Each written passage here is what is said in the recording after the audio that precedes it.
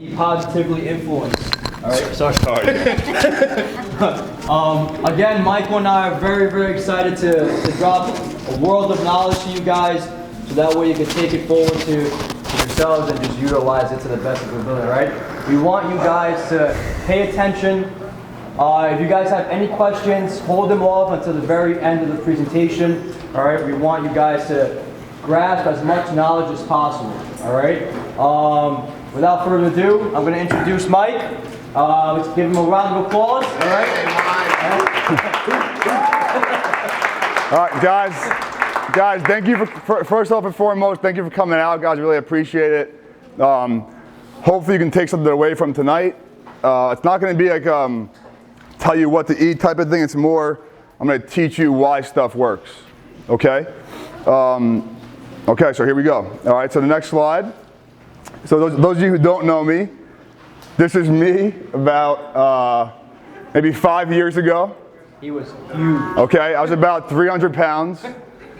I did play football and all that stuff, but after football, I wasn't really in good shape at all.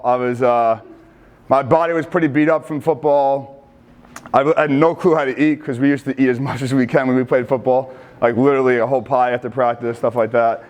So I had to break those habits that I've been doing for so long, and I saw a lot of my teammates come back years later, especially linemen like I was, and they were still overweight and heavy, and I did not want to be like that. So I pretty much just got on the internet and taught myself how to eat right, and I'm going to teach you guys what I taught myself pretty much, just from research and just looking at different things, and I've gotten better over the years.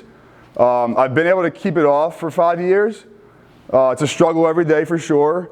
I just watch my weight here and there. I'm not like crazy like I used to be, but I just kind of bounce back and forth between it. So this is me when I lost most of my weight about a year after. So that was about a year. I don't know if you guys can tell. That one was a little bit earlier. Like that was like maybe 6 months maybe. And then like these two are more like about the year pictures there. I don't know if you can see it good with the slide, but you get the point of it. And I kind of float around there now. So, all right, guys. So I'm going to ask you guys, what is healthy eating? Like, who knows what is healthy eating? What do you guys consider healthy eating? You can raise your hand if you want to. Don't be shy. What's up, buddy? What's healthy eating to you? What's a healthy food? Well, I got work tomorrow. All right, guys. So there's a lot of misconceptions out there. Okay. All right. There's a lot of things you can look at it like, but there's things you can, so there's one way you can eat for weight loss, okay, or eat for fat loss, okay? And another way is eating for internal health, so eating good quality foods for your body, all right, internally. I could lose weight if I ate McDonald's every day, if I only had 1,000 calories a day. I could do that. Is that healthy? No, not necessarily. But you could lose weight that way though, okay? And then the other way is both, right? Eating for fat loss and eating for quality, okay? And internal health. All right, so that's the most important way. That's what I will hope all of you will want to do after this, okay? I'm going to ask you guys another question. What diet is the best? I'm sure you've heard of these before. Keto, the low carb, military diet, vertical, carb cycling, whatever it is. There's no real answer. You can pick either route you want to pick and pretty much go with it, okay? But whatever fits you best. Okay, so I'm going to show you, what I believe is best in my approach to weight loss, okay? And here's my big 5 steps, okay? And I'm sure you've heard some of these before and you say, oh, like that's BS and whatever, but the most important thing you can do, guys, is quality sleep, okay? There are studies done. I'll talk more in depth about it, okay? Proper hydration, calorie deficit, your macros, which we'll talk a lot about later, and then your timing, which isn't the most important, but if you want to be really serious, the timing is important. Okay, so the first thing we're going to talk about right now is quality sleep. So there was actually a study done. People who sleep 7+ hours a night and people who slept 5.5 hours or less, they actually lost the same amount of weight over the 6-week period it was. But the people who slept 7+ lost more fat, like significantly more fat. All right, so, and they had the same exact meals, the same exact workouts, it was all the same, and the average was so much lower. So if you can do one thing that everybody can do starting tonight, well, maybe not if it's too late, but is get this, you know, and I struggle with this too, guys. As you guys see me, I'm up early, and I've been really focusing on this lately because I noticed that I've been falling off mostly because I've been really busy the last year, and this is why I've been falling off a little bit more, is because my sleep has changed. So I'm trying to get back to it. I'm at like 6.5, 7 right now, and I was at like 4.5, 5 for a while, and it took a toll on me, and I noticed it. So, you know, if you don't get quality sleep, it can decrease your expenditure, which is the amount of energy you can burn off in a whole entire day. Okay? It actually makes you more hungry, and it will promote retention of fat. Okay, so that's number one, sleep. It's huge, it's important. Don't overlook that. Don't say, no, I can do it without it. You can't. Okay? So if you want to start, that's the number one place to look. Okay? Quality sleep first. Okay? All right, really focus on it. All right, the next thing, proper hydration. Okay? Everybody talks about this, kind of one you want to roll your eyes at, but it's true. Okay? First of all, it's a suppressant for sure. The more water you drink, the less hungry you feel. At least they say, and studies shown it. I personally never felt that way, honestly. I'm still hungry when I'm drinking water. Doesn't really matter to me. But there are studies done, and it is proven over time. So, all right, exactly. It definitely, you know, removes waste from your body. And you know, when you start metabolizing fats, the number one place your body will go to is water first. It needs water to do that. So if you don't have water, you're not hydrated, you really can't burn fat. You're at like. You start off at a bad point and you're not going to burn fat. The most you would, right? You might burn fat, but not as much as you could, right? If you have more water, all right, the better it's going to be. People say you can like overdose on water, but nobody's going to, so drink as much water as you possibly can. All right, I like to get up in the morning, drink a bottle, maybe 2 right away, all right, and then start your day, okay? And then you just go from there. I like to finish all my water really like a gallon by like 12, 1 o'clock, and then after that, everything else is just, you know, gravy adding onto my water intake. Also, that way is better because then you don't have to drink at nighttime and going to sleep in the middle of the night. I'm sorry, going to the bathroom in the middle of the night. So it's very important, guys. And also, the more hydrated you are, the more your workouts will be efficient, okay? So if I'm fueled and my body's feeling good, I'm going to burn more calories in my workout. I'll have a better workout. I'll burn more calories, okay? So that's another point. All right, moving. Flavor the water, Mike? What happened? Flavor the water? I mean, you could, like artificial sweeteners you're talking about? Is that what you're talking about? Well, true orange and true lemon, they're like little packets. So, like, listen, it's not the end of the world, especially like in terms that I was saying before, like, if your calories are like the McDonald's thing, it's not the end of the world, but at the end of the day, it's not that healthy internally for your body, okay? And that will take a toll on you long term. So right now it might be okay, but long term it won't be. I mean, you can do it if it helps you get by for a little bit, you know what I'm saying? Like, just lighten up on it a little bit, but you can do it. I recommend not doing it. Try and just go straight water, okay? Next one, guys, calorie deficit, okay? So everyone has a certain total daily energy expenditure, okay? So my job is to pretty much figure out a number of calories that you burn throughout the day, okay? Once I can figure that out, guys, I can create a plan for you, okay? At the end of the day, if you burn a certain amount of calories, right? Say it's 2,000 calories, whatever it is. Say it's 2,000 and you're eating 2,500, there's no way you're gonna lose fat. All right, it's physically impossible. Okay, so that's important. So if you don't know what that number is, all right, that's the first problem, okay? And then second, if you don't know the number of calories you're intaking, that's the next problem, okay? All right, so if you don't know that, guys, you're just guessing. Every day you're guessing, okay? And you might lose weight, like weight in the scale. It might happen here and there because you ate less, right? But then your muscle goes down and it's harder long term. Okay, so it's very important.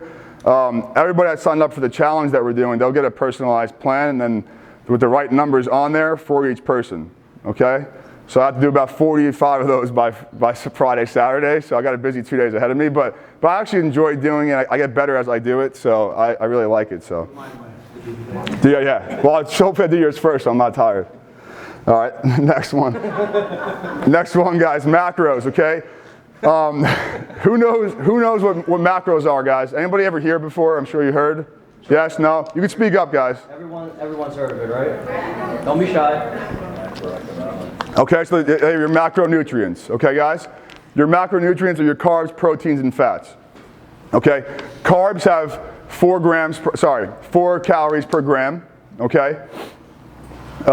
Proteins have 4 calories per gram, and fats have 9 calories per gram, okay? That's why fat, like, I don't know if you remember about 10 years ago, had a bad rep, okay, because there were so many calories per gram. But different fats are good in situations than other fats, and we'll go over that a little bit later as well. All right, how many macros should you eat? That's my job to figure out, all right? It's a little bit confusing, all right, but I can figure that out. You just gotta match your food to it. Okay, so once you figure out how much macros you need, I'm gonna show an example too. All right, it's pretty easy, all right, eventually, okay? It takes some time to learn it. You have to pretty much like mix and match foods that will fit your macros, okay? Any questions on the macros, guys? We're good? You sure? Don't be shy. Speak up, guys, it's okay. No? All right. So next slide. Nutrient timing. In my opinion, it's not crazy important. It's more for like bodybuilders and stuff like that. But at the end of the day, if you want to be as successful as possible, you can time it up as well, okay? Carbs are important. Pre-workout, they're good for energy.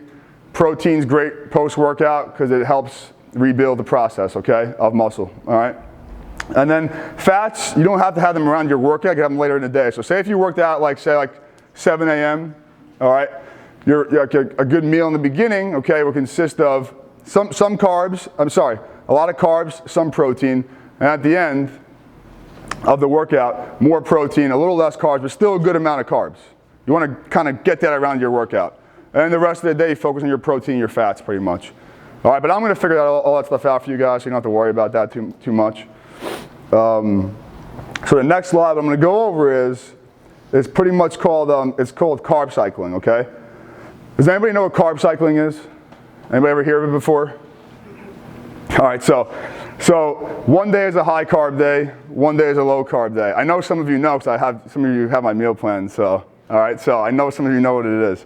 All right, so a high carb day is the days you work out, okay, the days you train, because carbs are needed the days you train. They're needed for recovery and for energy. All right, so we kind of load them up those days, okay? And the other day is a low carb day. So the low carb days are obviously lower carbs. The protein usually stays consistent, and then the fat will change with the carbs, okay? So for example, all right, hopefully I'm not overwhelming some of you. For example, if I give you this, all right, it says meal 1, and it says pre-workout, okay?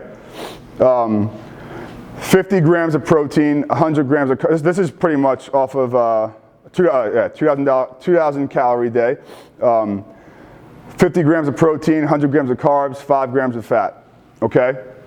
So I'm going to show you in the next slide how you figure that out. All right, MyFitnessPal, okay? So that app is great to track stuff down, okay? You got to track every single thing you eat, guys. It's important, all right? Because they all have different macros inside them, okay? So what we said on the last slide, and I'll show you in the previous slide, right? We want for meal 1, we want 50 grams of protein, we want 100 grams of carbs, and we want 5 grams of fat, okay? Now listen, guys, I can tell you 4 different meals to eat during the day that are 1,200 calories, and you'll lose weight, you'll lose fat for the time being. You will never be able to sustain that, okay? That's why I want to teach you this system, okay, of learning how to implement your macros, okay, so you can be successful forever, okay? That's what I taught myself, and now I'm going to teach you. Okay, so anyway, so this is breakfast, the meal 1, okay? Like we said, it's 50 grams of protein, 25 grams of carbs. Sorry, it is 50 grams of protein, 100 grams of carbs, 5 grams of fat, okay?